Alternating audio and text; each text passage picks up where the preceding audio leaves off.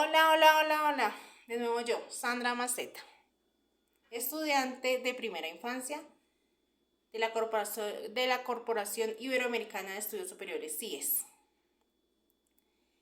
Hoy haré de nuevo un video para mi clase de Derecho Laboral. Pero para que nadie diga que la cogí contra Gustavo Petro y su reforma laboral, hoy vamos a hablar de otras. Para iniciar, una frase de Joseph Maistre. Cada pueblo o nación tiene los gobernantes que se merece. ¡Wow! Aquí empiezo a preocuparme. ¿De qué clase de gente estoy rodeada? ¿Quiénes son mis compatriotas? ¿Y en qué clase de sociedad nací? Ahorita nos gobierna un exguerrillero, pero antes hubo un títere, el señor Duque, que se pintaba el pelo, que era manejado por uno de sus anteriores homólogos. Antes tuvimos también al doctor Santos, aquel que no sabía qué hacer con tanto poder. Pero hoy vamos a enfocarnos en dos de las reformas propuestas, llevadas a cabo por el señor Álvaro Uribe Vélez. El Matarife. ¡Wow! ¡Qué sobrenombre! El alias. Bueno, pues esto no debe preocuparnos, ni que nos gobiernen guerrilleros, ni paramilitares. Aquí no hay que preocuparnos de nada de eso. Finalmente, lo que realmente le asusta a Colombia, a mi querida Macondo, es que el segundo puesto al mando lo tenga la alcaldesa de Bogotá. Sí, la señora Claudia López, una lesbiana, ¿no? Terrible. Eso sí nos escandaliza a todos. Hablemos de la ley 789 del 2002. Su efecto más notable fue la disminución en la calidad del trabajo. Y es que ¿cómo no va a disminuir la calidad del trabajo si a mí como empleado me pagan poquito y me ponen a trabajar mucho?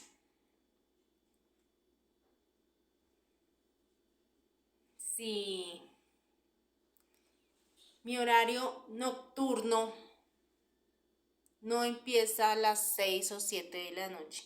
No, para el gobierno la noche vino a empezar a las 9 o 10 de la noche, cuando ya casi yo debería estar en mi casita durmiendo.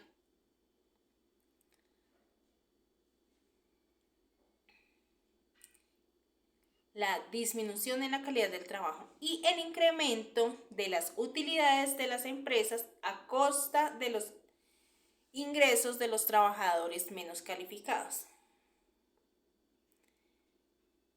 Y bueno, sí, las empresas tienen su empresa, su negocio, es porque tienen que ganar algo, ¿no? Pero con esta ley ganaron mucho más a costa y a expensas de los trabajadores menos calificados. Pero pues, ¿qué culpa tiene uno como empresario de que usted como pobre, que usted como trabajador no se califique, no se eduque, no busque la excelencia? Eso no es problema mío. Definitivamente, yo como empresario lo que tengo que hacer es generar dinero y tener más ganancias, porque para eso tengo mi empresa. Nadie compra pan para vender pan. Aunque el gobierno enfatizó los beneficios sociales promovidos por la ley. Esta ley, la 789, que fue un primer intento por crear un sistema de protección para los desempleados.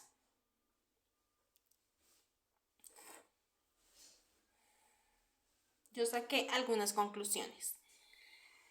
Primero, la reforma tuvo un efecto importante sobre la contratación de aprendices. Y sí, obvio, con tantos beneficios que le estaban dando a las empresas, ¿quién no iba a querer contratar aprendices? Si a mí me disminuyen los impuestos por pagar, por contratar esos muchachos que apenas están aprendiendo, pues obvio yo los contrato. Y si encima les tengo que pagar poco y estoy haciendo una obra de caridad, pues a contratarlos, que eso es un favor para ellos y un favor para mí, porque como empresario también estoy ganando. 2. Disminuyó el subempleo. Y bueno, de pronto sí, en cierta forma disminuyó. Pero no es algo que se haya podido comprobar. 3. El efecto sobre la generación de empleo fue inferior al esperado. Los ponentes de la reforma esperaban que hubiese mucha más generación de empleo, pero pues esto, del dicho al hecho hay mucho trecho, ¿no? Así que no fue como se esperaba. 4. El efecto sobre la formalización fue marginal. Nada que ver. Las empresas no contrataron, no pagaron EPS, ARL, no afiliaron a sus empleados. Las empresas, igual, son empresas y están ahí, es para ganar dinero. 5. Los programas de apoyo al desempleado y estímulo a la generación de empleo experimentaron problemas de demanda y su ejecución fue inferior a la inicialmente presupuestada. Problemas de demanda.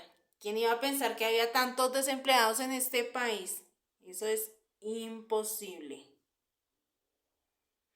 Si aquí, en el país, en la ciudad que recibe a todo el mundo, lo que hay es vacantes para trabajar. Bueno, podemos dividir la ley 789 en 4 partes. Primero, acopiar o recolectar recursos para atender las necesidades inmediatas de los desempleados. ¿De dónde salieron esos recursos? Pues bueno, provinieron de un cambio en la destinación de las contribuciones para fiscales, especialmente las administradas por las cajas de compensación familiar. Por mandato legal, los subsidios consistentes en dinero o subsidios en especie y los planes de capacitación se enfocaron mayormente hacia los desempleados que antes estuvieron vinculados a las cajas de compensación. ¡Wow! Aquí encontré yo el primer problema. Si habías estado vinculado a una caja de compensación familiar, podías obtener estos subsidios, estas ayudas y hasta las capacitaciones. Pero, ¿qué pasó? ¿Qué pasaba con esos trabajadores informales? ¿Qué pasaba con esos que se subían a vender dulces, chicle, maní, caramelo a los buses? ¿Qué pasaba con esos que compraban el bulto de naranjas para salir a la calle a las 4 o 5 de la mañana a vender jugos, a vender arepas, empanadas? Ellos no se merecían o no tenían estos beneficios porque pues ¿quién los manda? Si no cotizas, pues ¿quién te manda? Segundo, la creación de estímulos para la generación de empleo.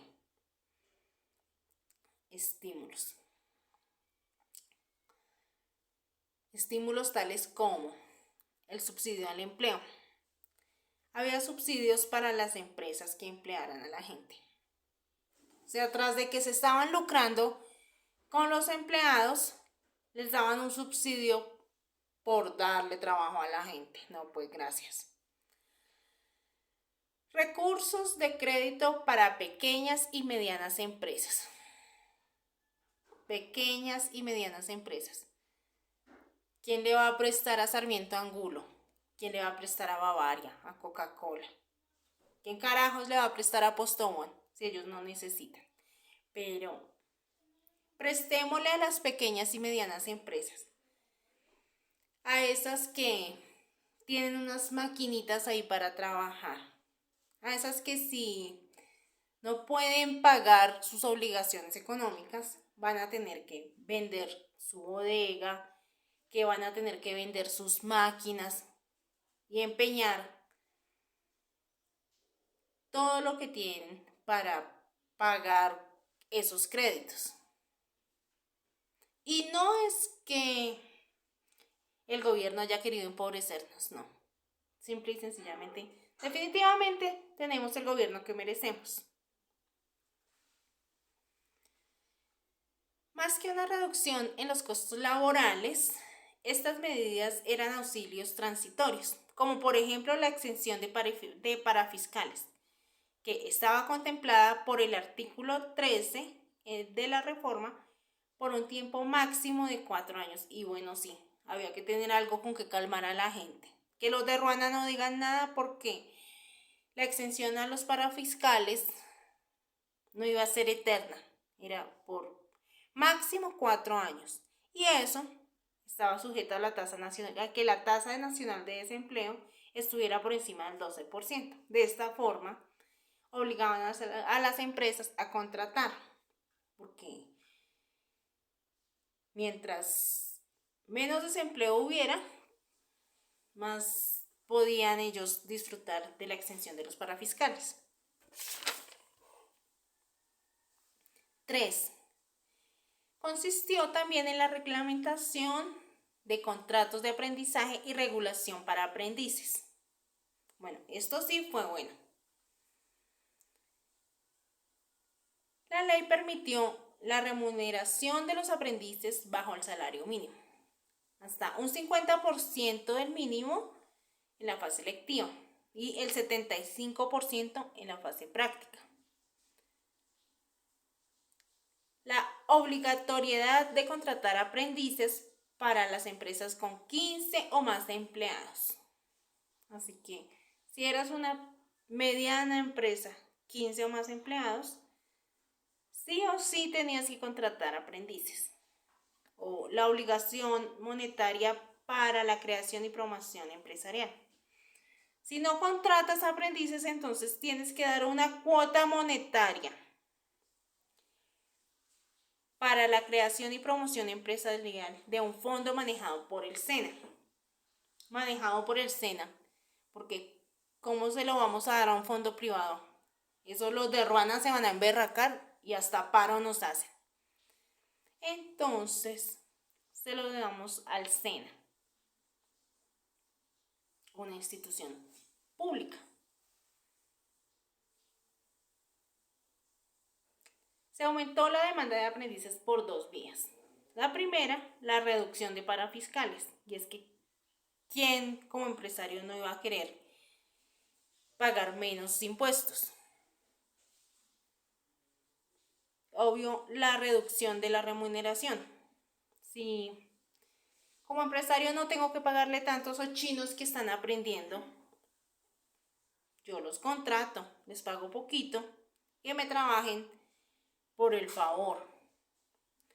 Y 2, la cuota de aprendices impuesta por el Estado.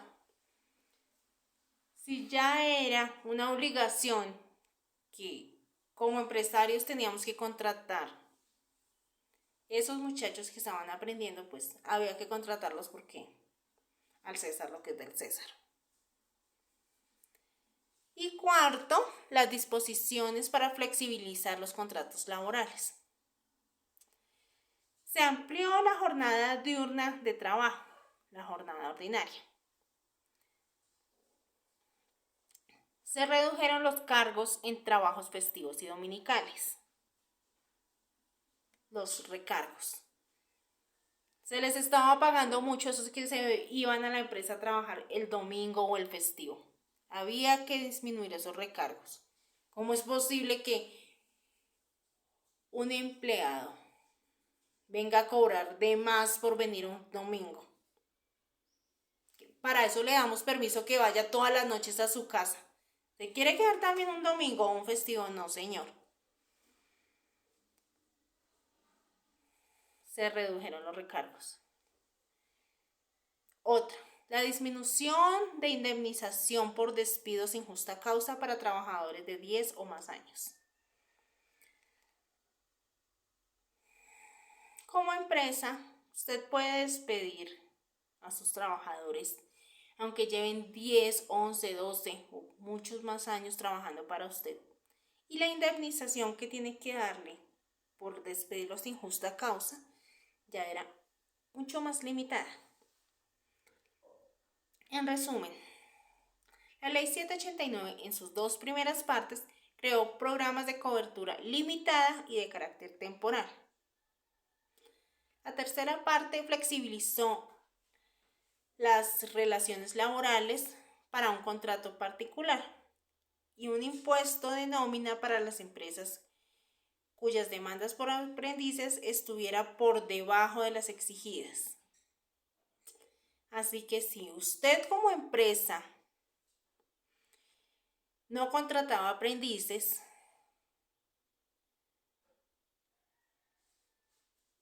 le exigían un impuesto, como si en Colombia no tuviéramos suficientes. Veamos. El IVA, impuesto a la venta. Vaina. Te cobran por vender. ¿Quién te manda a tener un negocio? Si vendes, tienes que pagar un impuesto. La retención a la fuente. El impuesto al patrimonio, porque es que si usted tiene una casita, si tiene un local, tiene que pagar porque pues vive en Colombia. El gravamen de los movimientos financieros. Pues es que no es mi culpa que como banco yo le preste a usted un datáfono, porque le estoy prestando un servicio además. Usted tiene que pagar por el datáfono y aparte de eso a su cliente le va a cobrar un porcentaje por hacer estos movimientos financieros. Y por último, la ley disminuyó los costos laborales para las empresas con operación nocturna dominical.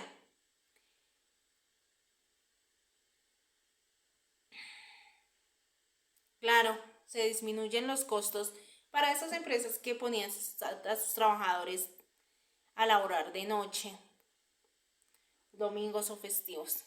¿Quién no se va a enriquecer a costa de esos trabajadores menos calificados?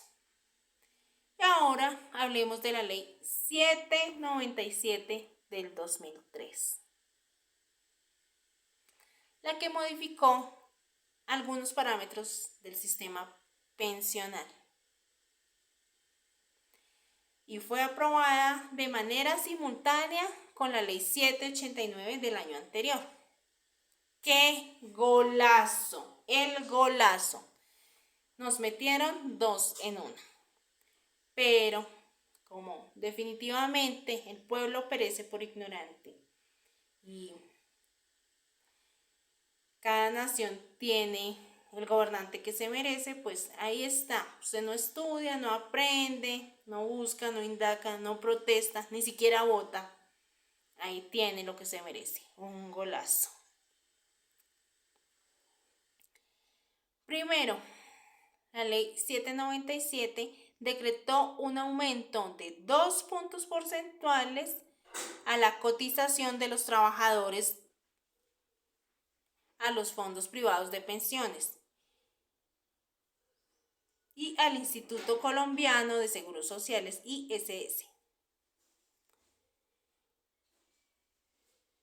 El aumento decretado fue gradual. Un punto en el 2004, medio en el 2005 y medio en el 2006. Y podía ser, o fue aún mayor a partir del 2008, año en el cual el gobierno estuvo autorizado para aumentar las cotizaciones en un punto adicional. Si el crecimiento económico resultaba satisfactorio. Y, ¡oh, sorpresa! Sí, el crecimiento económico fue satisfactorio, así que se podía aumentar un punto más. El aumento de las cotizaciones incrementó los costos laborales y contrarrestó parcial o totalmente los efectos sobre la generación de empleo. ¿Por qué? Porque si yo como empresario tengo que pagar más prestaciones sociales, ¿qué voy a querer contratar tanta gente? O sea, es EPS, ARL, prima, pagarles pensión. Como empresa, no voy a querer contratar tanta gente. ¿Para qué? Si es que eso aumenta mis gastos.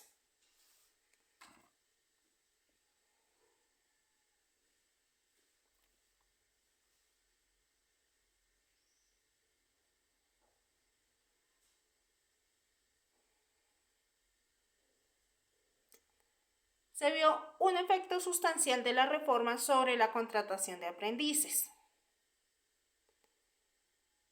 tanto en las cifras oficiales como los resultados de la encuesta empresarial. Se indicaba que la reforma incentivó la demanda de aprendices,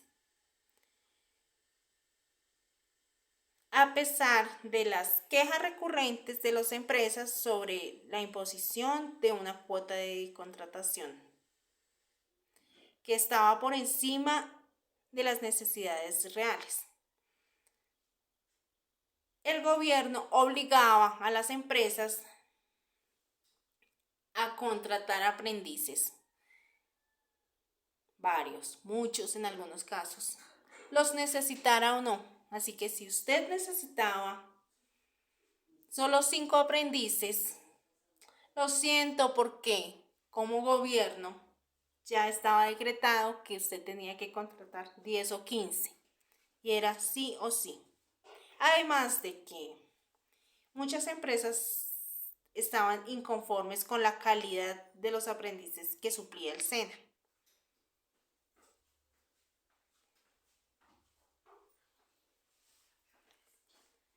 Y la generación de empleo fracasó descomunalmente. Con todos esos beneficios, con todo esto que hablábamos de la reducción de impuestos, con los subsidios que le estaban dando a las empresas, la creación de créditos para pequeñas y medianas empresas, igual la generación de empleo tuvo un fracaso descomunal. Y bueno, para que no se diga realmente que yo la agarré contra Petro, el señor Álvaro Uribe también hizo muchísimos cambios en nuestros horarios laborales, en nuestros ingresos económicos.